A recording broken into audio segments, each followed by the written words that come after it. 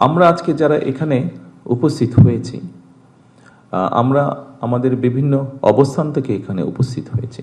প্রথমেই আমি মনে করি আল্লাহর দরবারে আমাদের শুকরিয়া আদায় করা উচিত যে আমাদের প্রত্যেককে, আপনারা যে পর্যায় থেকেই এখানে উপস্থিত হয়েছেন, যেই র্যাঙ্কেই আপনারা কাজ করছেন না কেন, প্রত্যেকেই কিন্তু আপনারা একটি অত্যন্ত গুরুত্বপূর্ণ জায়গায় কাজ করছেন। এমন একটি আপনারা জায়গায় কাজ করছেন যেখানে সমগ্র জাতির, সমগ্র দেশের একটি দায়িত্বভার বিভিন্নভাবে আপনার উপরে কিন্তু অর্পিত আছে।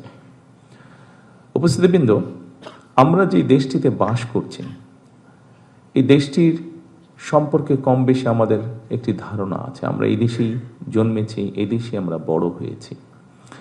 এই দেশের কোথায় কি আছে, মানুষ কিভাবে থাকছে, মানুষ কতটুকু ভালো আছে, কতটুকু খারাপ আছে, তাদের শিক্ষা ব্যবস্থা কি, তাদের স্বাস্থ্য ব্যবস্থা কি, তাদের জীবনযাত্রা কেমন, এই সব কিছুই কিন্তু কম বেশি এখানে উপস্থিত প্রত্যেকটি মানুষেরই ধারণা আছে।